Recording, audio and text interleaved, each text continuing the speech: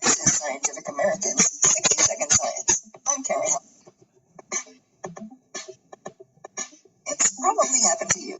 You look at a protein meter or a pickle slice or the foam in your cup of cappuccino, and you think, hey, that looks like a face. It's a phenomenon called pareidolia, and it's something we humans tend to do. Now, a new study suggests we also do something else. We tend to see those illusory faces as having a gender, and most often, we think they're male. The findings appear in the Proceedings of the National Academy of Sciences. Growing up, my sister Jenny and I had our own word for examples of face pareidolia, bees-ups. Susan Wardle, a cognitive neuroscientist at the National Institutes of Health in Bethesda. Her term is total nonsense, but Wardle must have felt some connection with bees-ups. As a grown-up, she set out to study them after a conversation she had with her colleague, Jessica Taubert. We were talking about face neurons in the brain, which respond preferentially to images of faces, but they also sometimes respond to pictures of round objects, such as apples or clocks. That reminded us of the experience of seeing faces and objects, and we thought it would be fun to find out whether the face regions in the brain respond to illusory faces in a similar way to real faces. Indeed, in an earlier study, they found that the same brain regions activated by actual human faces were also triggered by faux faces in inanimate objects, like potatoes or teapots or washing machines. But that made them wonder, what do we see in these illusory faces? For example, do these faces appear to be of a particular age or gender, and do they have a specific emotional expression? So they set out to collect a cornucopia of images. We started by finding examples of face pareidolia on the internet, but now people send us their own examples, and we also take photos of illusory faces that we see out in the world. They showed 250 of these photos to some 3,800 volunteers. And we found that people readily attribute these features to illusory faces.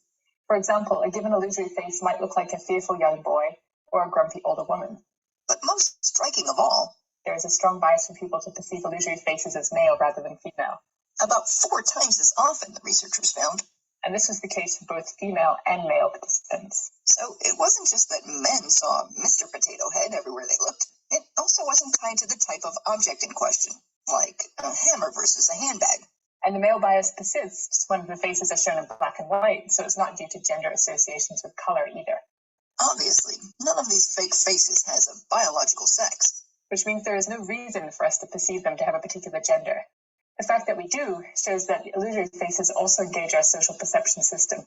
And the reason we default to seeing males is that our brains need more information before we see a face as female. Think of a smiley face emoji. Most people would probably say that it looks more male than female.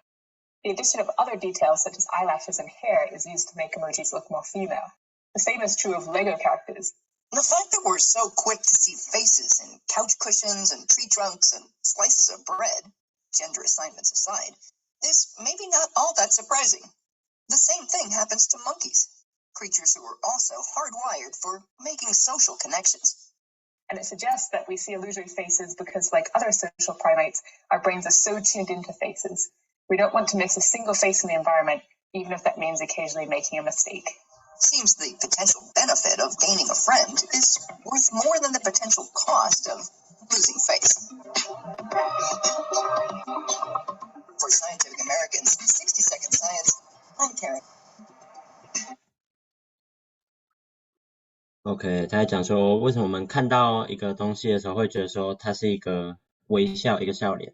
好，刚开始他讲说他有问过神经学专家 Neuro， 对，他说好像是我们辨识人脸跟辨识一些物体的时候的东西是同一个区块，所以就会视它是一个脸。然后所以呢，他后来有讲到说，那为什么大部分都是辨识出是男生，然后为什么我们会辨识出他是男生？对，然后因为那个如果要辨识出你是女生的话，会要多一点特征，脑袋会联想要多一点特征，然后最后讲到说为什么人类会需要去辨识它，就是为什么我们会主动的就看到它就会辨识说它是一个脸，因为可能对我们的发展还是什么的，如果你少辨识一张脸的损害会比你多辨识一张脸来得多，然后这个情形也发生在猴子上面，对，我还要想，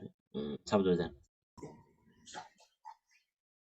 他就是在关于说辨识人脸的部分啊，然后他有说到说，他们什么透过神经学还有什么东西的，然后还有可以分辨到男生跟女生吧，然后分辨男生女生，然后他说女生的话需要有头发之类的特征比较好辨识出来，然后再来就是他们说类似的情况有遇到在 Monkey 身上 ，Monkey Parks。